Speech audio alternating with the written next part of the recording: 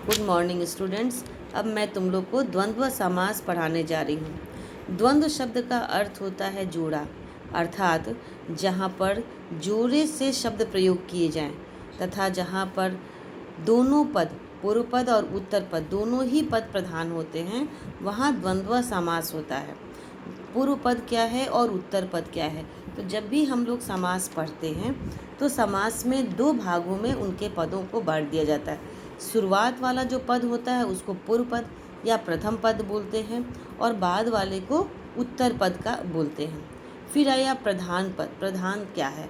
तो जो शब्द क्रिया से सीधा प्रयोग में किया जाए, जिस शब्द का प्रयोग सीधा होता है, क्रिया के साथ उसका मिलान हो जाता है, उसको हम लोग प्रधान शब्द मानते हैं।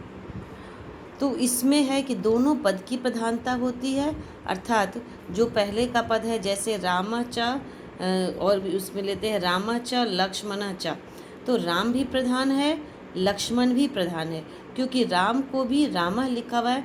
इसको भी जब हम लोग क्रिया से बनाने चलेंगे, क्रिया के साथ लगाएंगे, तो ये भी प्रधान हो जाएगा, और लक्ष्मण लिखेंगे तो वो भी क्रिया के साथ मिल जाएगा। जैसे राम गच्छति हम लोग लिख सकते हैं, लक्ष्मण गच्छति ये भी लिख सकते हैं, तो ये भी प्रधान हो गया, ये भी प्रधान हो गया।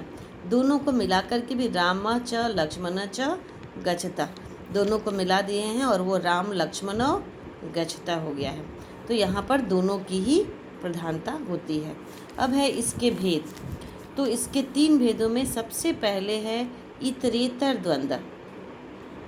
इस समास में सभी पद प्रधान होते। इतरेतर द्वंद्व कह रहा है कि इसमें सभी पद की प्रधानता होती है, तथा जो पद नया बनता है उसमें अंत में हम लोग द्विवचन लगा देते हैं। अगर वो दो हो तो, और दो से अधिक होता है, तब अंत में हम लोग अंतिम पद का बहुवचन कर लेते हैं, और फिर उसमें च पद लगाए रहते हैं, उस च पद का लोप हो जाता है।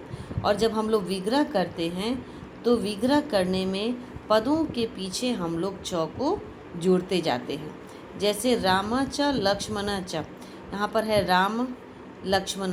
हम लोग जब पढ़े थे संधि में कि बीच की विभक्तियों को हटा करके उसको आपस में जोड़ते हैं, तो राम के बीच की विभक्ति हटा दिए और वो बना राम, लक्ष्मण के बीच की विभक्ति हटा दिए और वो बना लक्ष्मण, और च का भी लोप कर दिए। चूँकि ये एक राम और एक लक्ष्मण, ये दो है शब्द पद है यहाँ पे, तो इन दोनों पदों को मिला दिए और वो हो गया राम लक्ष्मणम। फिर लेते हैं राम च लक्ष्मण च भरतः च शत्रुघ्न च। अब यहाँ पर देखते हैं 1 2 3 4, ये चार हैं, एक राम, एक लक्ष्मण, एक भरत, एक शत्रुघ्न। तो यहाँ पर बीच की विभक्ति सबकी हटाते जाएंगे। राम का राम, लक्ष्मण का लक्ष्मण, भरतः का भरत और शत्रुघ्न का शत्रुघ्न। मगर ये चूँकि चार हो गए, अर्थात दो से अधिक बहुवचन में, तो अंत में हम लोग लगा दिए बहुवचन और राम लक्ष्मण भरत शत्रुघ्न इसका रूप बना। वैसे ही सीता च राम च, बीच की विभक्ति हटा दिए और वो शब्दों को भी हटा दिए च को, और हो गया सीता रामो।